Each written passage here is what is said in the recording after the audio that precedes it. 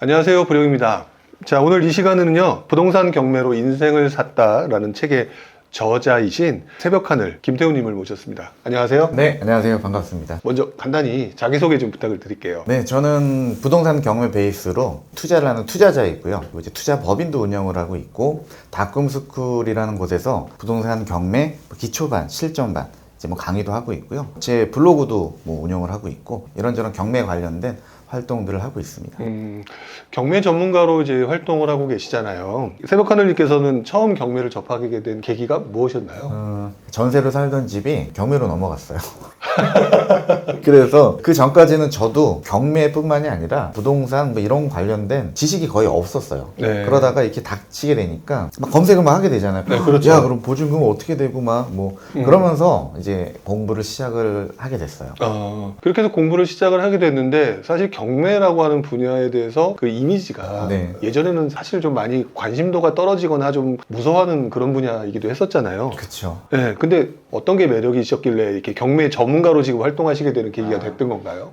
보통 경매를 관심 갖고 계신 분들은 네. 사실은 한 가지예요. 싸게 살 수 있다. 그리고 이제 제가 직접 경험을 해보니까 네. 그 싸게 산다라는 메리트가 엄청 괜찮더라고요. 네, 그래서 그때 당시 제가 2005년인가 그랬을 거예요. 네. 그 경매로 넘어가고 막 그래서 제가 그걸 낙찰을 받았어요. 결국 막 공부하고 해가지고. 낙찰을 직접 받으신 네. 거네요. 그럼 손해는 안 보셨겠네. 그렇죠. 그러니까 이제 보증금 일부는 못 받았는데 네. 그거는 이제 집주인 끝까지 찾아내서 음. 결국은 다 받았고, 이제 그 아파트도 시세보다 몇 천 싸게 낙찰을 받아서 네. 이제 수익이 처음으로 이제 생긴 거죠. 오히려 수익이 생긴 거네요. 네네. 그래서 야, 이게 그때 당시는 뭐 시장의 흐름이나 뭐나 이런 거는 이제 뭐 아무것도 몰랐을 때니까. 네네.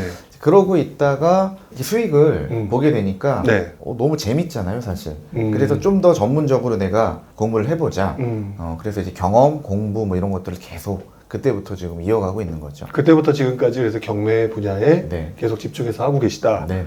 자, 그러면 경매 투자, 사실 되게 많은 사람들이 조금 버거워하시는 경우가 많은 것 같아요. 일단 첫 이미지, 첫 네. 느낌은 야, 이거 어렵다. 그러니까 처음에 이렇게 굉장히 어렵다라고 생각하는데, 이 말에 대해서 이제 동의하시나요?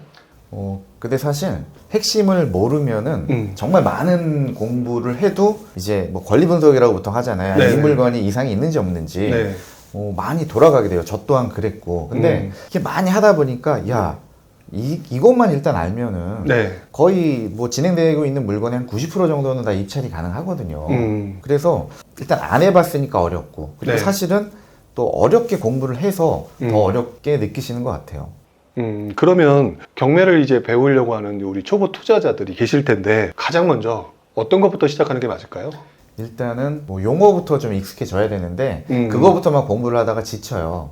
네, 그래서 가장 기본적인 권리 분석 내용이 있어요. 권리 분석. 네, 가장 기본적인 거. 그러니까 그 공부를 하면서 이제 용어를 익히는 게 가장 편하고. 그러니까 예를 들면 말소기준 권리라든지 그렇죠. 뭐 이런 것들부터 시작해서 민사집행법과 관련된 어떤 진행 절차. 법 막 이런 얘기 나오면 또 그냥 보다가 이제 포기하는 경우들이 많거든요. 그렇죠. 그러니까 정말 간단하게 뭐 말소기준 등기, 말소기준 권리 뭐 이 말 자체도 좀 생소할 거예요. 그런데 그렇죠. 정말 간단하게 권리 분석을 할 수 있는 방법만 먼저 배우고 그 다음에 물건을 보는 거예요. 일단 물건을 먼저 본다. 네. 그렇게 하다 보면은 또 흥미가 생기거든요. 그리고 야, 이거 한번 입찰도 한번 내가 해볼까? 그래서 가장 좋은 공부는 낙찰이에요.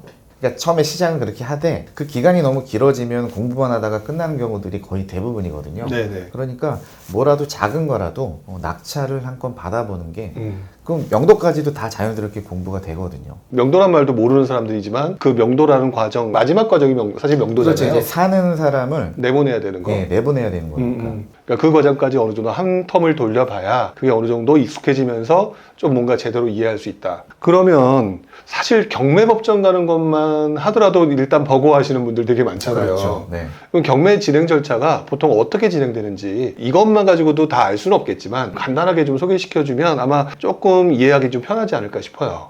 그러니까 뭐 어떻게 경매가 진행해야 되고 이런 건 또 너무 길어지니까 네네. 하여튼 이제 그냥 경매 물건이 그러니까 법원 경매 정보라는 사이트에 들어가면은 네. 진행되고 있는 물건들을 볼 수가 있거든요. 네, 그렇죠. 그런데 보기가 좀 불편하고 아까 뭐 얘기한 뭐 권리 분석 어쩌고저쩌고 뭐 등기사항 전부 증명서 이런 것도 발급받아야 되고 그래서 보통은 뭐 탱크 옥션이든 옥션원이든 그런 유료 사이트들을 많이 이용을 해요. 근데 그게 좀 금액이 비싸요. 그렇죠. 뭐, 네. 아무리 싸도 뭐 1년 정도 이렇게 보기 위해서는 한 50만 원 정도 할 거예요. 그리고 좀 메인급의 좀 사이트다 그러면 한 100만 원 정도 할 거고. 네네. 그래서 처음에 접근을 하실 때는 카페라든지, 그러니까 이제 그 경매를 이제 운영을 하는 그 카페라든지 아니면은 그런 강의, 이제 그런 걸로 접근을 하는 게, 그렇게 되면은 서로 이렇게 모아서 한 10명 정도가 모여서 네. 그냥 한 계정을 매입을 해서, 왜냐면 그 계속 전문적으로 안 보잖아요. 네. 그래서 가볍게 그렇게 접근을 해서 일단 물건들을 이제 많이 보겠죠. 음. 그러고 내가 입찰을 하고 싶다. 그러면은 그 해당 법원이 있거든요. 네네. 그 법원에 가야겠죠. 그 시간에 맞춰서. 그렇죠. 그 날짜와 시간에 맞춰서 이제 네. 법원을 가요. 가면은 이제 뭐 입찰표라든지 뭐 그런 거 네. 사전에 공부는 좀 돼 있어야겠죠. 음. 그래서 입찰표를 다 작성을 해서 입찰 마감 시간이 있거든요. 네네. 그러면은 이 마감 시간 전까지 이렇게 함 같은데 그냥 넣는 거예요. 금액, 낙찰 금액을 적고. 그렇죠. 뭐 내가 입찰할 금액을 네. 적고, 그리고 이제 우리 매매든 전세든 이 계약할 때 계약금 내잖아요. 네네. 마찬가지로 이것도 이제 계약금식으로 이제 보증금이라는 걸 또 봉투에 같이 넣어야 되거든요. 네. 입찰표랑. 그래서 하여튼 그 형식적인 과정을 해서 입찰을 하면은 이제 다 시간이 되면은 입찰 들어온 것들을 다 열어서 이제 누가 얼마에 어떤 사건에 입찰을 했다라는 거를 앞에서 사건별로 불러주거든요. 네. 그러면 이제 내 사건 번호 이제 기억하고 있다가 그 사건 이제 개찰을 할 때 내가 뭐 떨어졌다 또는 뭐 누군가 낙찰이 되면 얼마에 됐다, 이제 그런 결과들이 바로 나와요 그날. 그러면은 거기서 만약에 내가 낙찰이 됐다, 영수증 같은 걸 주거든요. 네. 왜냐면 내 보증금에 대한 영수증이죠. 보증금 네. 이제 안 돌려주겠죠. 그리고 떨어진 사람들은 그 자리에서 다 돌려주거든요. 네. 그거를. 그럼 난 낙찰을 받았으니까 그 영수증을 받아들고 일주일을 기다려야 돼요. 그럼 일주일 후에 이 경매 절차가 별다른 문제 없이 제대로 너 낙찰된 건 맞아 라는 이제 허가 결정이라는 걸 내려주거든요. 네네. 특별한 사항이 없으면 그냥 허가 결정이 나와요. 그리고 또 일주일을 더 기다려야 돼요. 그러면 그 결정이 난 거를 이제 확정을 하는 시간이 또 일주일이에요. 그러니까 낙찰받고 2주 동안은 그냥 기다리는 거예요. 기다리고 2주 후에 언제까지 잔금 내면 돼요 라는 잔금 납부 기한을 이제 정해서 네. 우편으로 고지를 해줘요. 보통은 확정이 난 날로부터 약 한 달 정도의 시간을 주거든요. 네네. 그럼 그 안에 내가 잔금을 납부를 하면은 그때 이제 내게 되는 거예요. 그 과정에서 뭐 대출을 받을 수도 있고 네네. 뭐 이제 그런 거죠. 그리고 난 다음에 이제 다 잔금까지 치르고 난 다음에 아까 네. 말씀하신 명도라는 절차가 그때 진행되는 거겠네요. 그렇죠. 그러니까 법적인 절차는 내가 잔금을 낸 날로부터 그게 이제 진행이 되는데, 그 전에 그냥 뭐 방문을 해서 언제쯤 나갈 것인지 뭐 그런 얘기를 이제 해가는 과정도 이제 명도의 일부거든요. 알겠습니다.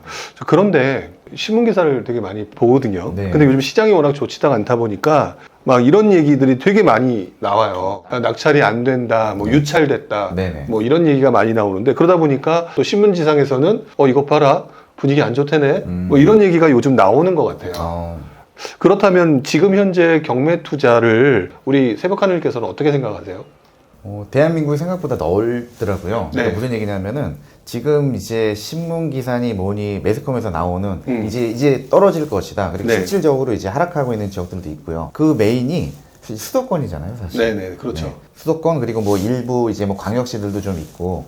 그런데 반대로 지금 상승을 하고 있는 지역도 있거든요. 근데 이제 모든 정책이나 뭐 포커스 자체가 수도권에만 맞춰져 있어요. 그래서 요거를 두 가지로 좀 나눠서 분리를 시키면, 아까 야 낙찰이 잘 안 되더라, 그건 유찰이 되더라. 유찰이라는 거는 이 금액에 아무도 입찰을 안 해서 가격을 더 저감시켜서 또 진행이 되는 걸 이제 유찰이라고 하거든요. 네네. 그러면은 반대로 생각해 보면은요, 계속 유찰이 되면은 더 싸게 살 수 있는 거죠, 내가. 그렇죠. 더 싼 금액으로 낙찰을 받을 수가 있고요. 실제로 제가 이따가 사례를 몇 개 보여드릴 건데, 네. 지금 수도권은 거의 정말 주워 먹는 시장, 약간 좀 속된 말로 하자면 너무 싼 금액에 낙찰이 되고 있어요. 아, 그래요? 네네. 이제 뭐 이유가 보통 분위기가 이러니까 야, 더 떨어질 거야. 그럼 아무래도 거기 참여하는 사람들도 적을 것이고, 그렇죠. 그리고 정책 자체가 이제 다주택자가 또 집을 사는 거는 당장 취득세 부담에 걸리거든요. 네. 12%를 내야 되니까. 그렇죠. 네.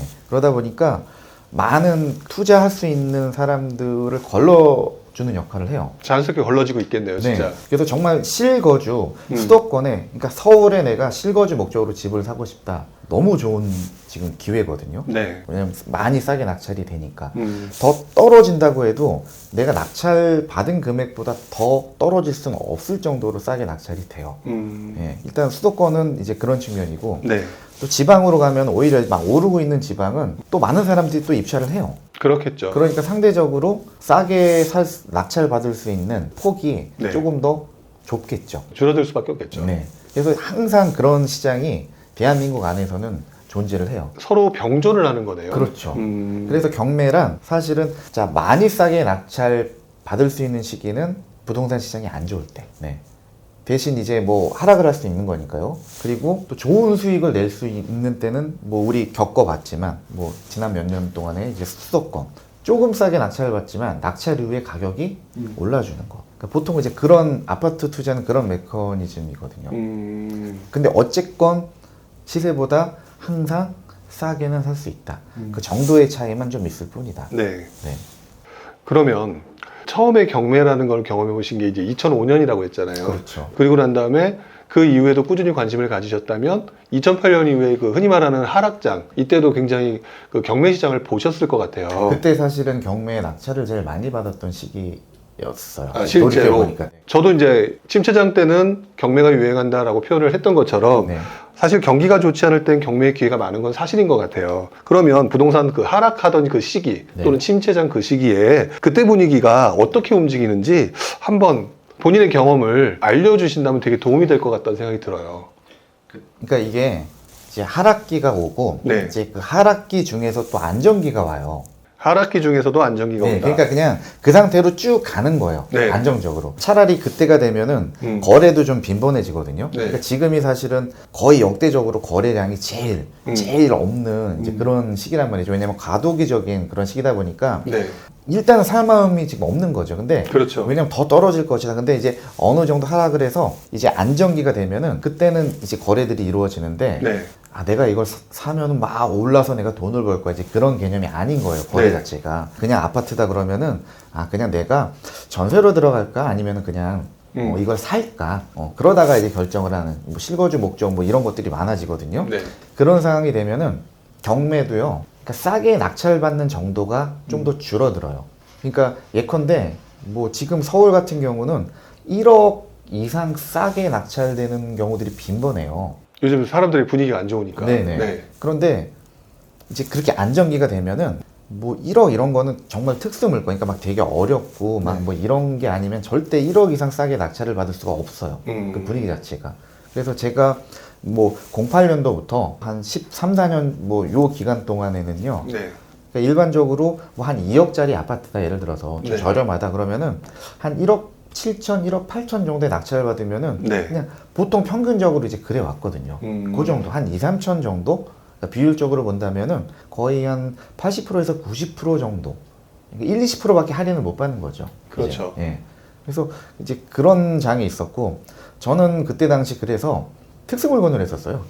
그렇게 이제 하향 안정이 됐던 시장에서는. 그래서 1억 이상 이렇게 떨어뜨릴 방법이 없으니까 그렇죠. 조금 더 고급스러운 기술을 갖다 활용해서 그렇죠. 그래서 많이 싸게 낙찰을 받아서 물론 이제 또 풀어야 될 것들이 있지만 그래서 얘가 안 올라도 그냥 내가 처음부터 싸게 낙찰받은 그 마진으로 이제 수익을 그 기간 동안에는 네네. 이제 창출을 했었죠. 저도 기억이 나는 것 같아요. 그 당시에 2008년 이후에 보면 특수물건들, 그러니까 어느 정도 처음에 막 떨어질 때는 아무도 안 들어오니까 네. 그때는 싸게 낙찰받을 수 있었는데 그 이후에 이제 떨어지는 가격이 어느 정도 멈추고 막 움직임이 이렇게 안정화되는 모습을 보였을 때 그때 이제 경매 시장이 괜찮다니까 막 들어왔잖아요. 맞아요. 들어오니까 또 이제 싸게 낙찰받을 방법이 없으니까 그때 유행했던 게 유치권. 맞아요. 예, 유치권. 그때 가장 붐을 이뤘던 게 유치권으로 제가 기억을 맞아요. 하는데 네. 유치권, 뭐 그다음에 이제 더 나가면 법정지상권 네. 되게 많이 그랬던 것 같아요. 그러면 우리 새벽하늘님이 그 당시에 침체장에서도 꾸준히 투자를 한 거 맞잖아요. 네. 당시에 침체장에 접어들었을 때 어떤 식으로 투자하셨는지 궁금해요. 딱 말씀하셨던 대로 유치권 정말 많이 했어요. 그리고 이제 또 하나 또 제가 선호했던 것들이 이제 선순위 위장 임차인. 그러니까 낙찰자가 이 보증금을 물어줘야 될 것 같아 보여요. 그냥 외형적으로. 근데 좀 더 이제 조사를 해보고 내막을 알고 하면은 안 물어줘도 되는. 이제 뭐 그런 두 가지 유형을 제일 많이 구사를 했어요. 그래서 이제 뭐 사례 이제 몇 가지가 있는데 네. 뭐 하여튼 여러 가지가 있죠. 그런 식으로 하다 보면은 내 투자금도 거의 안 들어가게 돼요. 왜냐면 이제 전세가보다 더 싼 금액으로 이제 낙찰을 받는 거죠. 그리고 이제 그때 당시는 정말 투자금도 별로 없었거든요. 네. 그래서 그 안에서 막 지어 짜고 해서 최대한 좀 투자금이 적게 들어가는 유형. 그러다 보니까 무조건 더 싸게 낙찰을 받아야 된다. 그래서 말씀하신 대로 유치권, 위장 임차인 이런 쪽의 유형들을 많이 했던 것 같아요. 그러면은 예를 들어서 뭐 본인께서 하셨던 것 중에서 기억나는 그런 뭐랄까 굉장히 이제 싸게 낙찰 받았다. 뭐 이런 그런 기억나는 게 있으세요? 그러니까 그때는 이제 거의 뭐 모든 물건들이 다 특수 물건이었거든요. 네네. 낙찰 받는 건들이. 네네. 그 중에서 기억나는 거는 그러니까 아직도 가지고 있는 애가 있어요. 그래요. 13년도인가 그때 뭐 완전히 바닥이었잖아요. 네네, 맞아요. 네, 서울에 26평짜리 아파트인가요? 그것도 또 역세권이에요. 막 3호선 또 역세권에 괜찮은 아파트인데 제가 그거를 1억 8천인가 낙찰을 받아요. 그러니까 유치권이에요, 그거는. 서울이고 네. 역세권인데 유치권이 있어서 네. 1억 8천에 받았다. 네네. 그리고 이제 전세를 2억 500인가에 놨던 것 같아요. 그리고 이제 유치권 그거를 해결을 하고. 네네. 아직도 이제 그거는 계속 2년마다 뭐 전세는 계속 오르니까 뭐 그거 계속 받으면서 있는데 네네. 지금 최소한 뭐 6억에서 7억 정도는 네, 하거든요. 네. 이제 네. 그런 건들이 이제 몇 건들이 이렇게 쭉 있어요. 어쨌든 사람들은 항상 소액 투자에 관심이 제일 많은 것 같다는 생각이 들거든요. 네. 우리 새벽 하늘님 같은 경우는 자금이 부족했던 시절에 네. 저금 투자금으로 경매 투자를 그럼 어떤 식으로 했느냐 이것들이 많은 분들이 궁금해하실 거라는 생각이 들기는 해요. 그러니까 이제 이런 식이었어요. 처음에는 네. 단기 매도를 하게 되면 양도세를 많이 내야 되잖아요. 그렇죠, 근데 그렇죠. 그때 당시는 이제 50%였어요. 지금은 70%잖아요. 네. 그러니까 뭐 지방세까지 하면은 55%. 음. 그러니까 이 투자금이 적으니까 네. 그러니까 싸게 낙찰을 받아서 바로 파는 경우들도 있었어요. 그 세금을 다 내면서. 근데 그러다 보니까 이거는 투자가 아니라 이건 뭐 근로소득이다. 왜냐면 계속 그 일을 반복을 해야 되고. 네네. 그래서 그거를 하다가 왜냐면 이거를 바로 팔게 되면은 사실은 이제 뭐 대출 받고서 그러니까 묶여 있는 돈과 기간이 좀 줄어들잖아요. 사실은. 네네. 일반 물건은 전세로 놓으면은 그래도 투자금이 좀 묶여 있어야 되고 하니까. 네. 그래서 이제 특수 물건을 이제 아까도 말씀드렸고 이제 그거를 하는데 그러니까 예컨대 그런 거예요. 아까 제가 1억 8천에 낙찰을 받았는데 그 2억 5백에 전세를 놨다고 했잖아요. 네네. 그러면은 그 한 2, 3개월의 그 기간 동안만 일정 금액이 필요한 거예요. 그러면 이제 마이너스 통장 네. 그거를 많이 활용을 했던 것 같아요. 일시적으로 들어가는 금액은 마이너스 통장 그리고 또 일부는 대출도 그때는 또 잘 나왔었거든요. 그리고 이제 유치권이든 위장 임차인이든 이런 거는 대출 받기가 쉽진 않은데 그래도 다 이걸 받았어요. 그럼 내가 투자되는 금액은 사실 이렇게 많지 않고 네네. 또 이걸 전세를 놔버리게 되면은 투자금 대부분이 회수가 되죠. 오히려 이제 뭐 더 많은 돈이 더 들어오기도 하고. 네네. 그러면은 한 건을 이렇게 마무리를 해서 회수가 되면은 바로 이걸로 다음 건. 계속 그런 식으로 해서 좀 늘려가는 투자를 했었죠. 개수를 늘려가는 투자를 좀 더 많이 하셨나 보네요. 맞아요. 그러면서 전세 보증금 올리고 뭐 이런 식으로 하면서 흔히 말하는 덩어리를 스노우볼을 키웠다. 네. 근데 요즘 같은 경우에는 경매 괜찮아? 그럼 한번 해볼까? 그런데 앞으로 더 떨어질까봐 고민하는 분들이 되게 많으신 것 같아요. 맞아요. 이런 상황에서도 그 아파트로 수익을 낼 수 있는 방법이 있나요? 제가 한번 네. 사례를 보면서 얘기를 해볼까요? 이게 저거예요. 제가 그 1억 8천에 낙찰 받아서 2억 5백에 전세 났다라는. 그 물건이에요? 네네, 그게 이거고. 방금 하신 질문에 맞는 거는 이제 예를 들어 이런 거죠. 자, 송탄역. 그러니까 평택이잖아요. 평택이네요. 네. 평택 뭐 동북 쪽에 이 송탄역 이쪽에 동부 아파트라는 뭐 그냥 샘플을 한번 찍어 본 거예요. 네. 얘가 지금 가격이 뭐 이렇게 쭉 해서 올랐어요. 음. 막 올라서 3억을 뚫고 올라갔거든요. 네네. 그런데 이제 예컨대 우리가 막 이 시기에 투자를 했다라고 한번 가정을 해볼게요. 완전 망한 거잖아요, 사실. 거의 꼭지에서. 네. 이 실거래가가 2억 9,800이거든요. 그러니까 한 네네. 3억 정도 되는 거 한 200 깎았겠죠. 네네. 그래서 이런 투자를 그냥 경매가 아닌 일반 매매를 했다라고 한다면은, 근데 보시면 지금도 수도권 일부 또 인천 같은 데는 지금 막 매물 자체가 막 싸게 나온 매물들이 막 보이고, 이게 실거래가 되면 이제 시세가 막 하락하는 거고 네네. 눈에 보이는데, 평택 같은 경우는 워낙 요 그래프 보시면 아시겠지만은 이 시기가 네. 막 08년도부터 막 13년 요 시기는 사실 네. 서울을 비롯해서 수도권이 죽쓰고 있었을 때였잖아요. 그렇죠. 그럼에도 불구하고 얘는 이제 상승을 했어요. 왜냐면 평택이라는 그 호재거리가 좀 있었기 때문에. 그렇죠. 평택은 네. 그때부터 계속 호재는 있었으니까. 큰 폭은 아니지만 무슨 얘기냐면은 이렇게 호재거리가 있는 지역은 네. 지금 이제 매물 올라온 것들도 보면은 네. 그렇게 막 가격이 빠지고 있거나 그렇지 않거든요. 음. 제일 싼 매물이 지금 3억, 그 다음 매물이 3억 3천 네. 막 이래요. 근데 만약에 이 상태로 그냥 유지가 됐다. 네네. 만약에 보통 이제 전세 줄 거잖아요. 이걸 내가 매입을 하면은. 그렇죠. 그러면 이것저것 비용들이 이제 들어갈 것인데, 나중에 2년 후에 내가 3억에 판다고 해도 손해예요. 1,000만 원이 넘는 손해가 발생이 되거든요. 일단 세금도 냈고 인테리어도 들어갔고 네. 이러니까. 뭐 등기 비용부터 해서 매입을 했다면 뭐 중개 보수도 내야 되고, 인테리어도 뭐 지금 좀 작게 잡은 거예요. 이거 자체가. 네네. 손해죠. 그런데 이제 더 심각한 거는, 야 이제 가격이 떨어졌어. 야 2년 후에 봤더니 2억 5천이야. 내가 팔 수 있는 가격이. 네. 그럼 완전 망한 거죠. 그렇죠. 손실만 6천이 넘게 이제 손해를 보게 되는 거예요. 네. 근데 자 경매로, 그러니까 얼마 안 됐죠. 이제 10월 달에 아까 그 물건이 이제 낙찰된 사례예요. 얼마 안 됐네요, 이 물건은. 2억 3,100 정도에 낙찰이 됐거든요. 네네네. 싸게 잘 됐죠. 그렇죠. 그러면은 이제 어떤 현상이 생기냐면은요. 네. 자, 안 떨어졌어. 그냥 3억에 내가 2년 후에 팔아. 그러면은 거의 5천 가까운 수익이 생겨요. 그런데 만약에 떨어졌어. 그래도 크진 않지만 수익이 생긴다는 거예요. 이게 경매의 치명적인 장점이거든요, 사실. 그래서 야 지금은 더 떨어질 때까지 기다려야 돼. 그런데 어떤 지역은 여기서 더 떨어질 것이고, 네. 어떤 지역은 안 떨어질 것이고, 그리고 더 떨어진다는 기준. 근데 네. 이것도 반드시 떨어질 것이냐 음. 이렇게 확정을 할 수는 없어요, 사실. 그렇죠. 그러면은 그러니까 지금이라도 내가 뭔가를 하고 싶다라고 한다면은 충분히 싸게 경매라는 툴을 통해서 네. 낙찰을 받으면 하락을 한다고 해도 최소한 잃지 않는, 그리고 오히려 수익을 볼 수 있는 이제 그런 투자도 가능하다라는 거죠. 그러니까 현재 시세보다 훨씬 더 싸게 낙찰을 받을 수 있는 네. 그런 곳들을 찾아서 낙찰을 받을 수 있다면 올라가면 더 큰 수익이고 네. 떨어진다 하더라도 어쨌든 시세보다 훨씬 낮았으니까 손해를 볼 가능성은 굉장히 줄어드는. 그렇죠. 오히려 지금 이거 같은 경우는 아무리 손해가 났다고 하더라도 600 이상, 뭐 거의 700 정도 이득이 났으니까 그렇죠. 뭐 손해본 건 아무것도 아니겠네요, 진짜. 네. 그래서 수도권은 이제 하락 국면인데 네. 또 모르죠. 또 이게 반등이 될지 그건 사실 그 누구도 장담은 할 수가 없어요. 네. 근데 어쨌건 지금 분위기는 안 좋으니까. 근데 그 중에서도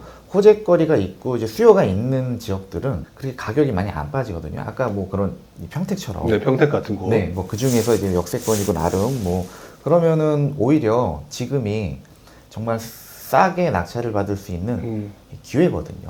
어떻게 보면 우리 일반 투자자들 같은 평택 그러면 맨날 신축만 얘기를 하고 이렇게 되는데, 요즘 같은 때는 지금 같은 경우는 사실 구축이잖아요. 네, 구축이고 입지도 사실상 뭐 엄청나게 좋다라고 말하기는 좀 애매하고 그렇죠. 그런 곳이지만 어쨌든 싸게 받을 수 있기 때문에 뭐 충분히 수익이 날 수 있다. 네, 그러니까 하락장에 수익이 난다는 게 딱 이런 건 것 같아요. 맞아요. 근데 사람들은 이 내용을 모르니까 자꾸 하락장, 이거 어떡하니, 그런 얘기들을 정말 많이 하시거든요, 저한테도.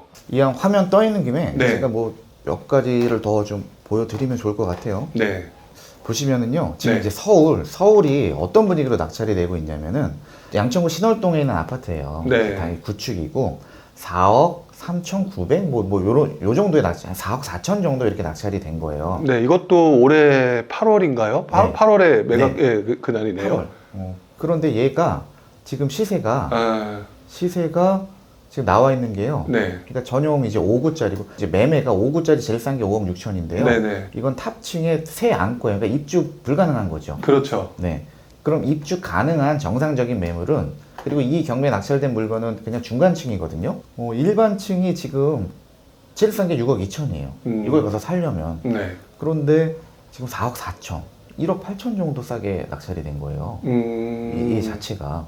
근데 이게 이게 보시면은 뭐 창동, 신도, 브레뉴 뭐 이런 애들은요, 제일 싼 게 지금 13억. 그런데 낙찰은 9억 2천. 뭐 가면 더 심해져요. 막 이런 뭐 한강 대주 파크빌, 뭐 이거는 이제 마포구, 이거 한강 뷰거든요. 네, 대주하고 거기 네. 그 현지대법일 이 두 네네. 개가 한강 보는 거잖아요. 그렇죠. 분위기가 막 이래도 지금 네. 14억 5천 막 이래요. 근데 지금 낙찰가는 8억 초반대에 낙찰을 받은 건데요. 네. 얘가 그래 막 엄청나게 하락을 해. 과연 8억 밑으로까지 이걸 하락을 할 것인지 네. 만약에 하면은 제가 뛰어와서 살 거예요. 그래서 오히려 사실 이렇게 지금 이게 몇 억이에요. 뭐 6억 넘게 싸게 지금 낙찰 이런 거는 네. 특수물건도 사실 이렇게 싸게 낙찰 받기가 쉽지 않아요. 그런데 이거는 평범한 그냥 권리적으로 문제가 없는 네. 그런 물건임에도 불구하고 지금 막 이런 식의 낙찰가들이 나오고 있다라는 거거든요. 그러니까 얼마나 사실 서울에 내 집 마련하기가 좋은 기회인지 아마 지나고 나면은 아마 알 것 같아요. 그러니까 어쨌든 지금 보게 되면은 아파트 경매라고 하는 부분이 오히려 요즘 같은 경우가 잘 찾아보면 기회다. 그렇죠. 이렇게 하는 거를 이제 실제 사례로 지금 보여주신 거네요. 네. 그 아까 보셨던 그 신월동 우당 같은 경우는 제가 아주 잘 아는 아파트예요. 그렇죠. 네, 잘 아는 아파트고 저도 예전에 경매 나온 거를 한번 왜냐면 위치가 아주 좋지도 않아요. 네, 애매하죠. 네, 애매해요. 근데 나름대로 그 동네에서는 뭐 어정쩡하게 따르는 빌라 살 거보다는 그렇죠. 거기 아파트니까 거기 한번 하는 게 어떻겠냐 이런 분들도 되게 많거든요. 네. 그러니까 그렇게 하면은 충분히 가능성이 있지 않을까라는 생각이 좀 들기는 하네요. 네. 자, 이렇게 보면 좀 경매라고 하는 분야가 상당히 좀 매력적인 부분이 있다. 자, 이렇게 생각을 하실 수 있는데 지금 보여주셨던 건 아파트예요. 네. 그런데 어쨌든 간에 지난 몇 년간 아파트 가격이 되게 많이 오르다 보니까 그 아파트는 야, 이렇게 떨어져도 비싸서 못 사겠다. 이런 사람들은 사실 빌라에 대해서 관심을 가질 수밖에 없거든요. 네. 그러면은 경매로 빌라 투자할 때 네. 본인은 그 어떤 부분에 신경을 쓰셨는지 또는 요즘에는 또 어떤 부분에 신경을 써야 되는지 또 궁금하기도 해요. 결론부터 말씀을 드리자면은 네. 이제 분량은 좀 줄어들 것 같아요. 왜냐면은 빌라는 그냥 안 하는 게 맞아요.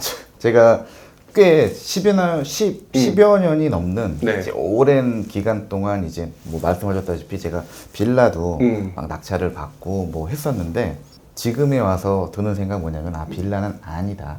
어떤 점에서요? 일단은요. 보통 이제 초보들이 빌라에 관심을 정말 많이 가져요. 그래서 저는 빌라는 초보의 무덤이다라는 얘기를 해요. 왜 그러냐면은 사실 경매도 마찬가지로 시세 파악하는 게 정말 중요하거든요. 네. 시세보다 내가 싸게 낙찰을 받는 게 목적인데 시세를 모르면 이건 기준 자체가 없는 거잖아요. 그렇죠. 네, 말도 안 되는 거거든요. 네. 근데 이제 그거를 좀 간과를 해요. 보통 이제 초보자분들이. 더군다나 빌라는 시세 파악하는 게 너무 어려워요. 너무 어렵다면은 규격화된 게 없으니까. 네, 그러니까 얘가 지금 얼마짜린지. 왜냐면 거래도 별로 없을 뿐더러. 네. 그리고 너무 개별성이 강하고 하다 보니까 네. 사실은 정말로 얘 시세가 얼마인지 파악하는 게 되게 어려워요. 저도 지금 아직도 저도 어려워요, 그게. 근데 초보분들은 오직 하겠어요. 제대로 된 시세를 모르고서 어렵게 그러니까 막 낙찰가도 시세보다 오히려 막 낙찰받고 나니까 야, 그냥 가서 사는 게 더 막 싸. 막 이런 경우도 있고. 근데 더 중요한 건 뭐냐면은요. 잘 안 올라요. 그런 거는 있죠. 그리고 그 싸게 낙찰받는 정도도 네. 그렇게 싸게 낙찰도 사실 안 돼요. 왜냐면 많은 초보들이 이렇게 막 그리고 투자금 적게 들겠죠. 싸니까. 그런데 오히려 지방에 있는 아파트들도요. 한 500만 원도 안 되는 물건들이 수두룩해요. 사실 네. 투자금 자체가. 근데 이제 그런 지방은 이미 지금 뭐 한 1년도 안 된 사이에 벌써 몇천 정도의 수익이 지금 보이고 네. 앞으로 뭐 더 상승을 한다면은 투자금 500도 안 들어갔는데 그래도 뭐 3천에서 5천 가량의 수익이 또 창출이 될 수 있고 하거든요. 네. 그러니까 굳이 빌라를 할 필요가 사실은 없어요. 그러니까 초보 투자자들 같은 경우는 소액이니까 네. 소액으로 투자할 수 있어서 들어오긴 하는데 시세 파악이 좀 어렵고 개별성이 워낙 강하다 보니까 그럼 그럴 바에는 차라리 오를 만한 대상이라고 판단되는 지방에 있는 아파트가 오히려 더 나을 수 있다. 네. 그러니까 차라리 그렇게 안정적으로 가는 게 좋다. 네. 그렇게 말씀을 해주시는 거네요. 그리고 안 오르는 것도 안 오르는 건데요. 네네. 팔기가 너무 힘들어요. 잘 팔리지도 않거든요. 파는데도 정말 애를 많이 먹어야 되고. 네. 네, 그래서 그래도 난 한번 하고 싶다 그러면 딱 한 번만 해보세요, 빌라를. 그럼 그다음부터는 아마 하나씩 아니, 본인은 예전에 해놓고서 하지 말라 그러니까 되게 사람들이 실망할 수도 있지 않을까 싶은데 맞아요. 경험인 거죠? 예, 그 이후로부터 저는 이제 안 하거든요. 음. 아직도 가지고 있어요, 그 빌라. 아, 그래요? 네, 이제 한 두억에는 이제 많이는 안 했는데 네. 아직도 가지고 있는 애가 있어요. 근데 수익이 제가 그때 한 9천만 원 초반대 낙찰 받은 게 있어요. 네. 뭐 되게 좋아요. 그때는 이제 좀 나름 신축이었고 뭐 거의 한 10여 년 됐죠? 네. 네. 무려 지금 시세가요. 네. 1억이 넘어요. 이제 겨우 1억이 넘는다. 아파트 그렇게 오를 동안에. 그렇죠. 음. 그 근처에 있는 아파트는 이제 음. 2배 정도 상승을 했고 네. 그래서 빌라는 그냥 안 하는 게 맞다. 그럼 기껏해야 빌라 중에서도 그 호재가 있다라고 하는 부분은 이제 재개발. 맞아요. 예. 네. 그런 쪽을 제외하고는 어정쩡하게 빌라로 가기보다는 차라리 안정적이고 시세 파악이 가능한 아파트 쪽으로 처음에 출발하는 게 훨씬 더 도움이 된다. 빌라는 그러니까 재개발을 네. 보고서 간다면 그거는 맞을 수 있어요. 네. 그런데 언제 될지 사실 모르고 네. 그리고 뭐 관리 처분인가 뭐 이런 게 있는 상태라면은 그 이후에 경매 물건으로 나온 대부분은 그러니까 이제 뭐 소위 얘기한 딱지 뭐 이런 조합 지위를 그러니까 현금 청산 대상이 대부분이에요. 경매로 나오는 그러한 빌라들은. 네, 저도 이제 뭐 그런 유형으로도 많이 보고 했는데 네. 단 한 건도 현금 청산 대상이 아닌 거를 못 봤어요, 제가. 네, 그래서 빌라는 뭐 이러쿵 저러쿵 그냥 아니다. 아니다. 네. 자, 그러면 아파트 말고 빌라 말고 사실 또 경매하면은 많은 분들이 그 빌라가 아파트와 같은 주거용 말고도 되게 많은 관심들을 갖고 있잖아요. 네. 우리 새벽하느님도 그런 물건에 대해서 관심이 없지는 않으셨을 것 같은데. 저는 여러 가지 또 유형의 물건들을 했었죠. 그러니까 뭐 오피스텔, 뭐 상가 되게 많았을 것 같은데 네네. 뭐 그거에 대한 경험담이라든지 그걸 나는 어떻게 했다라든지 뭐 그렇게 얘기해 주실 만한 것들이 있을까요? 일단 오피스텔은 소형 오피스텔도 마찬가지로 그냥 안 하시는 게 나을 것 같고요. 그러니까 빌라랑 좀 비슷한 이유예요. 그러니까 수익성 사실 오피스텔이라는 거는 네. 아파트의 낮은 수익성을 좀 상쇄하고 상가의 공실의 위험성을 좀 그러니까 딱 중간 정도의 역할을 하는 애가 오피스텔이거든요. 네네. 그러니까 사실 이도 저도 아니에요. 좀 어정쩡하다. 네, 어정쩡하고 차라리 뭐 오피스텔 그냥 어지간하면 안 하시는 게 낫고 정한다면은 이제 제 투자 경험은 그러니까 약간 좀 대형, 좀 평형대가 나가는 오피스텔은 또 낙찰가가 비교적 좀 낮아요. 거기에 특수물건 이런 게 또 결합되고 하면은 그러니까 그것도 또 시세 상승도 잘 안 해요. 이 폭도 좁고 네. 그러니까 아예 싸게 낙찰을 받아서 그냥 파는 방법, 뭐 그 정도 제가 이제 했던 거는 네. 그리고 상가 이런 건 좋죠. 뭐 꼬박꼬박 이제 월세 잘 나오고 공실 우려만 그래서 상권 분석을 되게 잘해야겠죠. 그러니까 상가는 굉장히 어려운 분야잖아요. 어렵죠. 그래서 상가를 하셨던 분 중에서 가장 큰 문제가 되는 게 이제 대출은 많이 나오는데 예전에 공실. 네. 그 공실 때문에 거의 뭐 피가 마르는 분들을 제가 정말 많이 봤거든요. 네, 저도 경험을 좀 했었죠. 많이 하셨어요? 그러니까 분명히 네. 다들 좋은 상권이야. 근데 우리가 보통 아파트는 만약 네. 임차인이 나갔어, 안 구해졌어. 그래봤자 한 3개월 정도 공실이면은 네. 요즘은 또 다른 얘기지만 네. 일반적으로 야, 아파트가 3개월째 공실이야 이거는 심각해요. 그런 경우가 별로 없다라는 거죠. 네. 근데 상가는 그냥 이제 나갔어 임차인이 뭐 안 맞춰지고 그러고 비어 있는 게 야 6개월 1년 금방 가더라고요. 그러면 이자 내야 되고. 네, 관리비 내야 되고. 근데 그게 뭐 야 원래부터 상권이 안 좋아서가 아니라 괜찮음에도 불구하고 그러니까 임자 만나기가 그 임차인 만나기가 쉽지 않은 경우들이 좀 있어요. 그래서 저도 이제 좀 뭐 고생도 좀 해봤는데 네. 맞춰만 지면은 세상 편하죠 상가 같은 게 신경 쓸 게 뭐 없잖아요. 뭐 보일러 터졌어 이런 연락 안 와요. 근데 그러니까. 월세만 그리고 정말 상권 좋은 데는 월세를 내지 말라고 해도 연체를 못 해요. 왜냐면은 네. 이기 이상 체납을 하게 되면은요 계약갱신 요구권을 못 해요. 그렇죠. 행사를. 네. 그래서 상권 좋은 데일수록 뭐 이것도 안 봐도 돼. 월세가 잘 들어왔는지도. 그만큼 이제 상가가 네. 편하기도 하죠. 뭐 지금 시즌이 아마 상가가 가장 가격이 뭐 왜냐면 금리가 높아질수록 상대적으로 상가의 가격은 낮아지잖아요. 그렇죠. 그래서 뭐 요즘 같은 시기에 상가도 괜찮을 것 같고요. 괜찮을 것 같다. 네.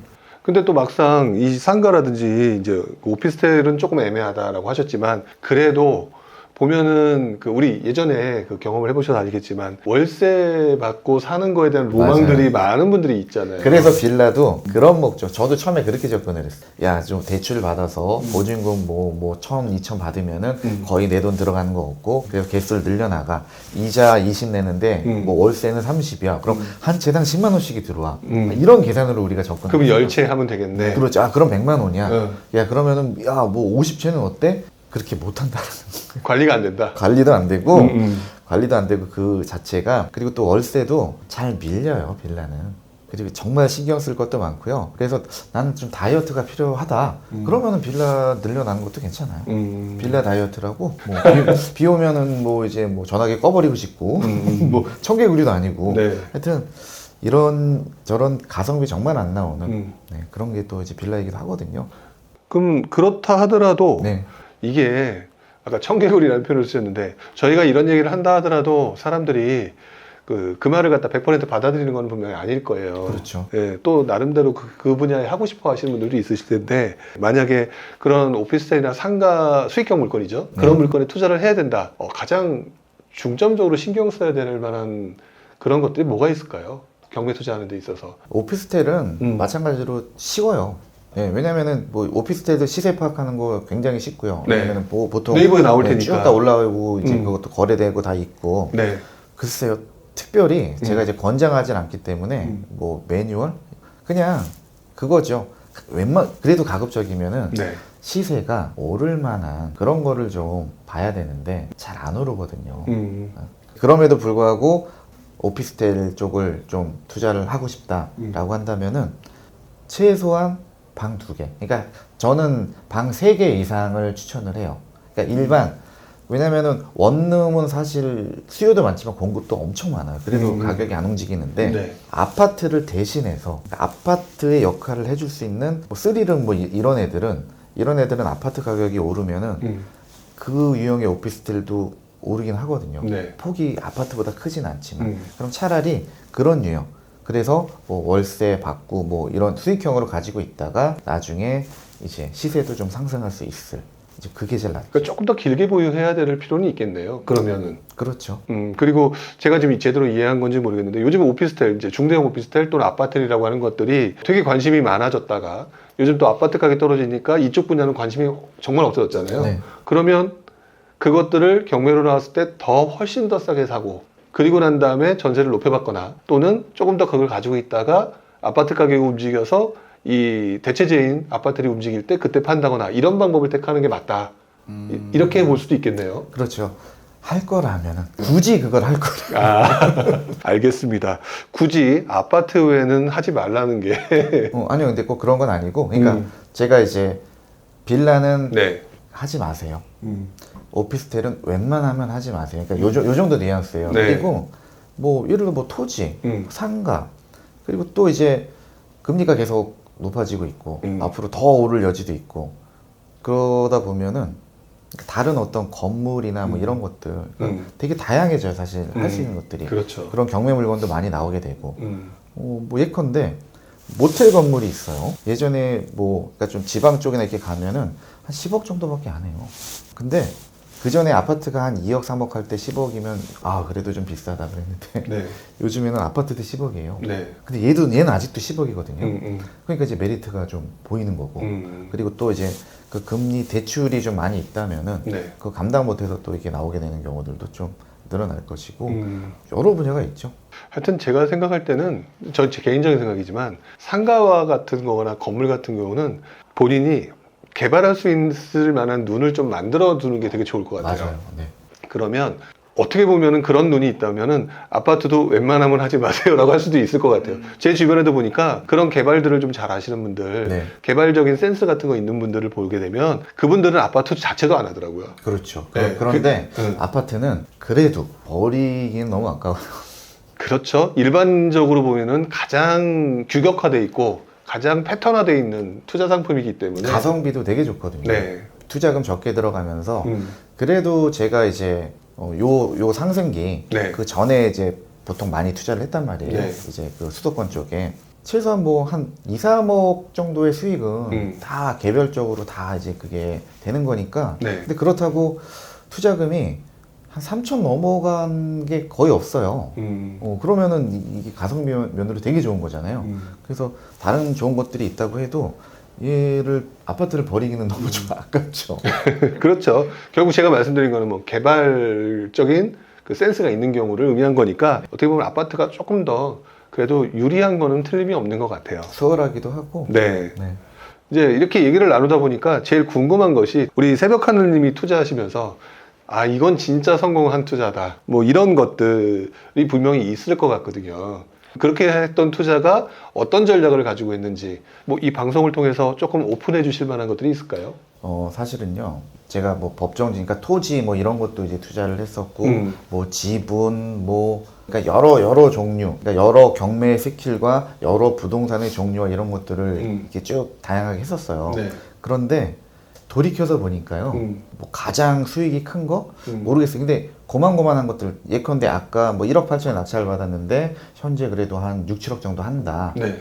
요런 건들의 개수가 그 정도 수준의 개수들이 좀 많더라고요. 그리고 난이도가 되게 어려워서 막 소송하고, 그리고 일반적인 사람들은 아예 뭐 시도조차도 못하는 뭐 법정지상권, 막 그런 어려운 것들 있죠. 돌이켜보니까 오히려 그냥 아파트가 더 수익이 좋아요. 편하게 가는 게 훨씬 더 나을 뻔했다. 예. 그래서 굳이 물론 이제 수도권만 딱 수도권 아니면은 안 돼. 다른 지역은 아니고 오로지 수도권에 있는 아파트만 투자를 해야 돼. 그러면은 이제 저는 이거 대신 이제 다른 분야 쪽으로 투자를 하겠죠. 그런데 넓게 보면은 뭐 전국적으로 본다면은 네. 다른 지역들도 더 있고. 그래서 사실 저는 거의 그러니까 아까 말씀드린 그 정도 수준의 그 투자건들이 좀 여러 건이 있어요. 뭐 완전 대박이다 뭐 이런 거는 딱히 기억나는 건 없고 오히려 더 어려웠던 거보다 뭐 이렇게 좀 무난하게 갔던 뭐 이런 것들이 더 그런 것들이 더 쌓여서 더 큰 네. 수익이 된 거다. 네, 맞아요. 사실 이 말씀에 대해서 그러니까 많은 분들이 이런 것들을 궁금해하시니까 제가 여쭤보기는 했는데 네. 솔직히 말씀드리면 저도 이 말씀에 되게 공감을 해요. 왜 그러냐면 저도 생각을 해보니까 그리고 또 이제 오래 하신 분들을 만나고 또 저도 그렇게 얘기하는데 요즘에 투자하신 분들은 쉬면 안 된다는 강박이 있잖아요. 맞아요. 사팔사팔 빨리 해야 되고 근데 기간이 오래되면 오래될수록 뭐 이렇게 힘들게 해. 한 개 제대로 된 걸 잡아서 꾸준히 그냥 가지고 있으면 그게 돈이 더 돼. 이런 얘기를 저도 하고 다른 분들도 많이 하거든요. 어떻게 보면 같은 뉘앙스라는 느낌이 들어요. 맞아요. 그러면서 그냥 하나씩 늘려가면 돼요. 좋은 타이밍에 더 싸게 낙찰 받고 그러니까 하나씩 늘려가면은 나는 다른 수익이 전혀 없어. 나는 얘를 팔아야지만 나는 이 판돈으로 이 수익으로 난 먹고 살아야 돼. 그렇게 되면 좋은 투자를 못 해요. 그렇죠. 그냥 좋은 시기 하나씩 갖고 있게 되면 그게 계속 쌓이고 네. 또 그 중에서 좋은 타이밍에 이제 좀 팔아도 되고 그런 게 이제 반복이 되면서 그러니까 저는 그래서 한 4년 이상은 보고서 투자를 하셔라. 그게 사실 잘 타이밍 좋아서 잘 투자를 해놓으면 2년 후에 이제 팔 수 있잖아요. 보통 네. 이제 아파트 같은 경우는. 네. 근데 그게 내가 딱 예상했던 대로 그렇게 가격이 움직이지 않는 경우도 있어요. 좀 더 기다려야 되는 경우도 있단 말이에요. 근데 네네. 4년이면 어지간하면은 이제 어느 정도 예상했던 그런 흐름들이 나오거든요. 네. 근데 그 4년 동안 하나 해놓고서 4년 동안 기다려라는 게 아니라 예컨대 1년에 하나씩만 해도 4년 차가 되면은 매체예요. 그러면 그때부터는 이제 얘네가 스스로 돌아갈 수 있는 이런 원동력이 생기거든요. 네. 그래서 너무 서두를 필요 없고 요즘에 이제 전업 이런 얘기 쏙 들어갔잖아요. 근데 전업은 네. 실패할 확률이 많아요. 그렇게 쫓기기 때문에. 이게 오래된 분들이 제일 많이 하는 소리기도 해요. 사실 저희 예전에 우리 처음 만났을 때 맞아요. 분위기 굉장히 안 좋았었던 시절 네. 그거 보면 그때도 전업 얘기 진짜 많이 들었잖아요. 그렇죠. 왜 경매로 하면 돈을 벌 수 있다더라. 네. 뭐 이런 얘기하면서 근데 그분들 중에서 지금 살아남은 분들이 잘 안 보여요. 저는 못 봤어요. 그때 막 한참 유행했던 게 뭐 1000뛰기, 2000뛰기 막 이런 거 좀 이제 그때 용어가 좀 그럴 수 있는데 유행하던 용어죠. 네, 한 건 낙찰 받, 야 2000 싸게 낙찰 받아서 이것저것 하고 뭐 세금 다 내고 그 바로 팔면은 1000만 원 남어. 그거 5건 하면 야 1년 연봉 1억이야. 그렇죠. 이렇게 얘기를 하는데 실체는 그걸 받기 위해서 수십 번의 패찰과 그 과정에서의 그 어떤 그 딜레마, 스트레스, 그다음에 그 들어가는 각종 비용들, 그렇죠. 그런 것들을 생각하면은 그 말씀이 확실히 맞는 것 같다는 생각이 들긴 해요. 그래서 저는 이제 투자가 아닌 근로소득이다. 네. 근로소득이다. 그렇게 해서 부자가 된 사람을 저는 못 봤어요. 일단 성공담 부분을 여쭤봤는데 어떻게 보면 그렇게 확실하게 빵 터지는 것보다는 꾸준하게 네. 했다라고 말씀을 해주셨는데, 그렇다 하더라도 와 이거 대박 실패 아, 대박 실패. 이런 건 분명히 있었을 것 같아요. 저도 있거든요. 되게 많거든요. 대박 실패. 네, 뭐 나름대로 실패담은 분명히 있을 것 같고. 그런 것도 되게 재밌어 하시거든요, 보시는 분들은. 그런데 이제 생각을 해봤는데 네. 이제 있어요. 그러니까 소송에서 진 게 있어요. 그러니까 선순위 임차인인데 네. 보증금이 또 크진 않았어요. 5천만 원인데 음. 결국 소송에서 졌어요. 그러니까 제가 유일하게 진 소송이 딱 그 한 건이에요. 해가지고 그래서 이제 5천만 원을 물어줬죠. 그럼에도 불구하고 최종적으로는 한 몇백 정도 수익이 났어요.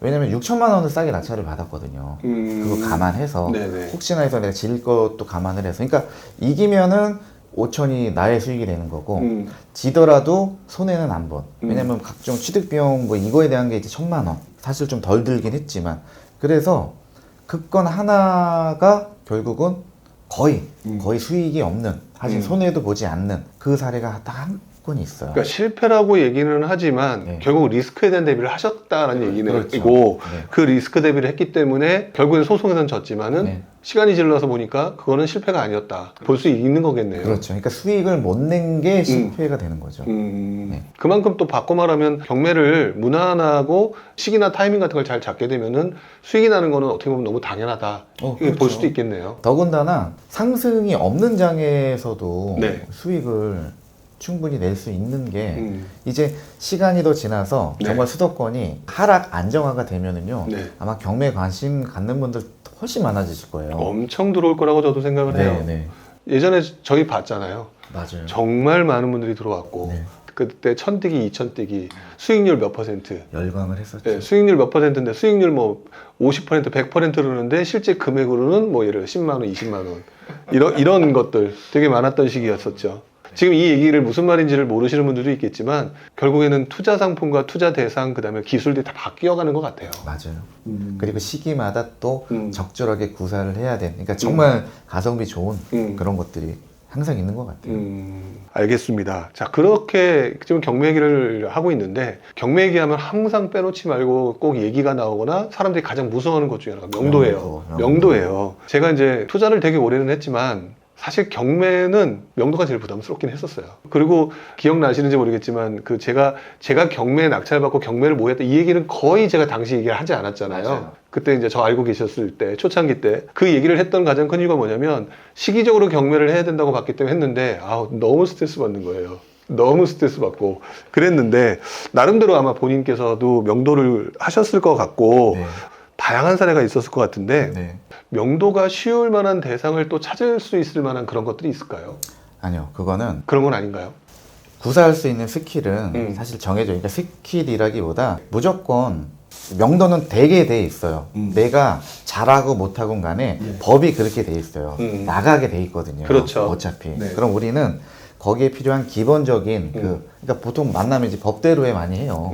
법대로. 근데 우리는 법대로 하는 게 원래 법대로 하면은 세상 편해요. 근데 우리는 일반적으로 다 법대로가 어떻게 하는 건지 모르잖아요. 그렇죠. 그 정도만 좀 배워놓으면은요.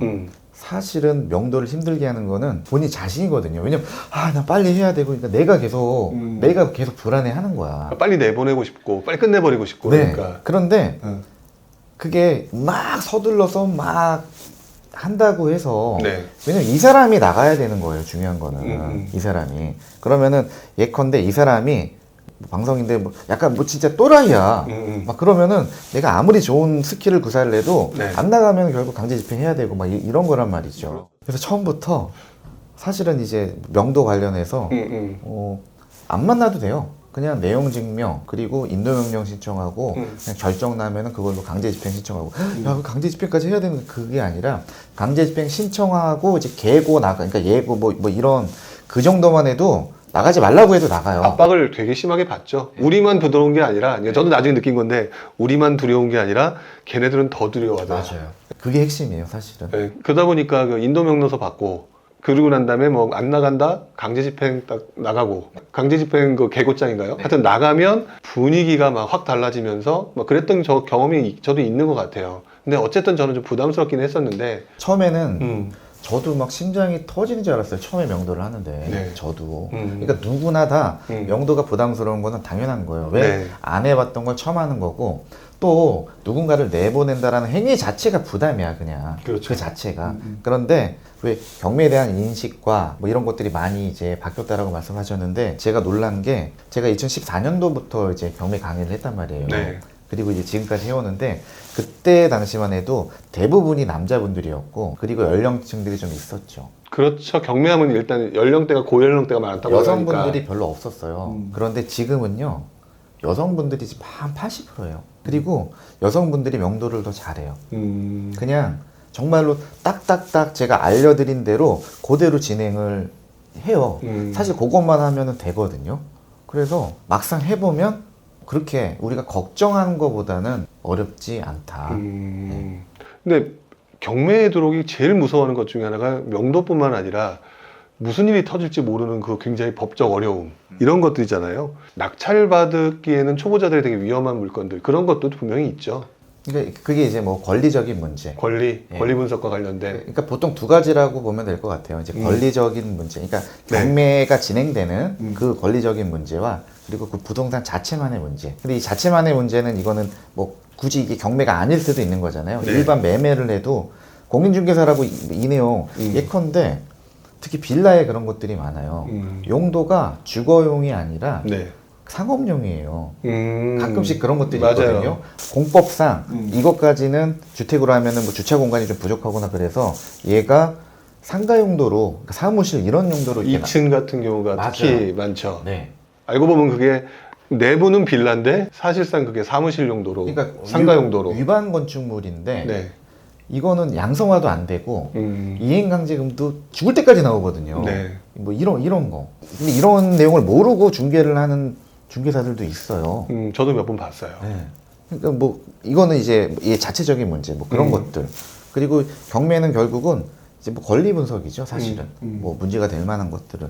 그래서 특히나 임차인. 왜냐면은 등기부상 권리 분석은 그냥 좀 이상해 그러면 그냥 안 해. 보통 초보분들은. 네네. 근데 임차인은 이걸 이거 제대로 개념 못 잡으면은 내가 물어줘야 되는 걸 모르고 막 입찰을 하는 경우들이 있거든요. 네. 가장 많이 저지르는 실수가 그러니까 그 임차인에 대한 실수가 가장 많더라고요, 보니까. 임차님은 또 예를 들면서 어떤 사례가 있을까요? 자, 대항력이 뭐 있다 없다부터 이제 시작을 하게 되는데 네. 대항력이 대항력이 있다라는 건 뭐냐면은 낙찰자가 이 임차인의 보증금을 책임을 져야 되는 거예요. 그런데 본인이 배당 절차에서 본인의 보증금을 다 배당을 받으면은 내가 책임질 게 없죠, 낙찰자가. 그렇죠. 다 받아갔으니까. 그런데 이걸 못 받아가는 경우가 있어요. 그렇죠. 그리고 하물며 아예 배당 요구를 안 해버리면 배당을 아예 안 해줘요. 그럼 경매 절차에서. 인수니까. 그러면 이거는 내가 일부 또는 고스란히 내가 이걸 물어줘야 돼요. 네. 그럼 예를 들어서 뭐 아파트가 2억짜리야. 근데 보증금이 1억이야. 근데 배당을 못 받는, 대항력은 있지만 배당을 못 받는 임차인이에요. 네. 그러면 최소한 나는 1억의 낙찰을 받아야 2억의 낙찰을 받는 게 되는 거지. 1억을 내가 줘야 되는 거니까. 그렇죠. 그러니까 최소한 9천에는 낙찰을 받아야지. 아, 시세보다 싸게 받았네. 근데 이거를 막 1억 7천, 막 3천만 원 싸게 낙찰 받았다고 막 좋아하면 어떻게 되는 거예요? 2억 7천에 낙찰을 받은 격이 되는 거잖아요. 그렇죠. 그러니까 당연히 잔금을 내면 안 되겠죠. 미납. 그러니까 보증금을 몰수당하는 거고. 안 돌려주거든요. 특별한 어떤 이유가 아니라 아니야 이거 내가 낙찰 받고 났더니 이거는 인수를 해야 되는 건데 그건 특별한 문제가 아니잖아요. 자기가 이거를 못 본 거니까. 네, 잘못을 한 거니까. 네. 그래서 그렇게 해서 이제 미납하는 사례들이 사실은 유형 중에는 제일 많아요. 네. 저도 예전에 경매하셨던 분, 그러니까 초보자분이 지금 말씀하신 똑같은 사례로 이거 어떻게 해야 돼요? 저도 그랬던 것 같아요. 이건 미납이죠. 그렇죠. 아니면 이제 방법을 찾아야 되는데 그게 해결할 방법이 없더라고요. 불허가는 네. 그거는 기대를 하면 안 돼요. 왜냐면 그러니까 불허가를 하려면 뭔가가 그 경매 쪽 그 당사자가 문제가 있다거나 잘못했거나 맞아요. 뭐 이런 걸 해야 되는데 그냥 무작정 이거 어떻게 해요라고 하시는, 그러니까 그만큼 공부도 안 하고 들어오셨던 분들이 있었다. 근데 의외로 많다라는 걸 그때 저도 많이 느꼈던 것 같아요. 맞아요. 네. 그래서 가장 좋은 거는요. 그러니까 이제 그래도 정규 강의 정도는 전 들어야 된다라고 봐요. 물론 책으로도 공부를 할 수 있는데 네. 저도 이제 그 살던 집 전세 살던 집 경매 넘어가고 그때 뭐 강의니 뭐니 이런 거도 거의 없었어요. 그래서 그리고 저는 또 되게 외지에 살았었거든요. 그렇죠. 그래서 오롯이 책만 보고 되게 많은 공부를 했는데 이거 보고도 제 물건은 이제 제가 아니까. 네. 근데 다른 물건들은 사실 너무 불안했거든요. 이게 진짜 내가 한 게 맞는지. 네. 그래서 최소한 강의도 좀 들어보고 그 강사한테는 내가 나중에 진짜 뭘 물어볼 수 있잖아요. 여기에 네, 대해서. 그렇죠. 왜냐면은 뭐 그거를 야 강의 듣고 한참 지났는데 내가 물어봐도 돼? 근데 저 같은 경우는 권리 분석은 저는 보통 뭐 한 3초면 끝나잖아요. 일반적인 거는. 일반적인 거는 알고 나면 쉽죠. 네. 그래서 그것만이라도, 그러니까 내가 입찰 들어가기 전에 불안해. 그러면은 그냥 검토 한 번만이라도, 그거 일반 로펌이나 그런 데 가면은 그거 5만 원씩 받아요. 그 권리 분석 해주는 거. 사실 그 3초도 안 걸리는 거를 이렇게 막 만들어서. 근데 네. 그냥 그거 딱 그 검토만 받으면 되잖아요, 나는. 시세가 얼마고 뭐 이건 내가 알아봐야 되는 거고. 그렇죠. 경매적인 거는 이게 문제가 지금 있다 없다라는 거는 그거는 내가 강의 들었던 네. 그 강사한테는 그것까지 답변 안 해주는 강사는 아마 없을 거예요. 그렇죠. 뭐 네. 강사분이라고 해서 약간 좀 뭐 돈만 바라고 약간 좀 오해받는 상황도 있긴 한데 네. 뭐 우리 새벽 하나님은 제가 알고 있지만 그런 분은 전혀 아니시니까. 자, 이번에 제가 그래서 저희 쪽 부지런 카페에서 경매 관련돼서 특강으로 이번에 제가 모셨잖아요. 네. 모셨는데 어떤 내용이신지 좀 간단하게 좀 오픈을 해주실 수가 있으실까요? 네, 제가 그러니까 일단 아파트예요. 지금 아파트에 대한 얘기를 제가 많이 했잖아요. 네네. 왜 그러냐면은 네. 지난 몇 년 동안 제가 아파트에 대한 투자를 정말 많이 했어요. 네. 그리고 얘가 매력적이다 보니까 이제 다른 거를 손이 잘 안 가게 되는 거야. 근데 이제는 만약에 시장이 바뀐다면은 네. 또 저는 다른 것들을 구사를 하겠죠. 그렇죠. 뭐 지방이라든지 네. 그래서 어떤 내용이냐면은 자, 아파트 경매 플러스 아파트예요. 경매를 통해서 아파트를 살 수 있는 방법. 그렇죠. 네. 그게 이제 뭐 실거주던 아니면 투자던. 그리고 이제 핵심은 뭐냐면은 절대 아까 제가 사례에도 보여드렸지만 절대 손해 보지 않는, 그리고 플러스 수익이 더 커지겠죠. 그냥 당연히 일반 매매를 하는 것보다. 네네. 그래서 경매 플러스 시장의 흐름을 좀 알고서 절대로 잃지 않는, 그리고 상승기 때는 훨씬 강한 네. 폭발력을 가질 수 있는 그러한 경매에 대해서 좀 이야기를 할 거예요. 알겠습니다. 자, 이렇게 해서 이야기를 좀 나누다 보니까 마지막으로 지금 부동산 시장 별로 좋지 않다 보니까 네. 조금 많이 힘들어 하시거나 네. 초보자분들 이제 들어오려고 그랬더니 좀 되게 부담스럽다 이런 분들이 많으실 것 같아요. 네. 부동산 투자, 그 다음에 경매 투자에 관심이 많으신 분들한테 본인의 그 선배로서 한 말씀을 해주신다면 어떻게 얘기해 주실 수가 있을까요? 되게 웃기게 들릴 수도 있겠지만요. 네. 지금이 사실은 더 좋을 때라고 저는 봐요. 음. 수도권은 아니죠. 근데 우리나라는 수도권만 있는 건 아니거든요. 네네. 왜 그러냐면은요.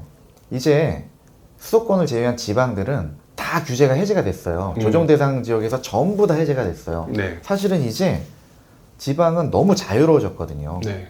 그 취득세 중감만 빼고는. 음. 그래서 오히려 그 대출도, 그러니까 대출에 대한 규제도 없다고 보시면 돼요. 조정 대상 지역이 아닌 곳은. 네. 그러니까 투자객이 더 좋은 환경이 됐어요. 그래서 거기에다 이제 마찬가지로 경매라는 거를 또 결합을 하게 되면은 네.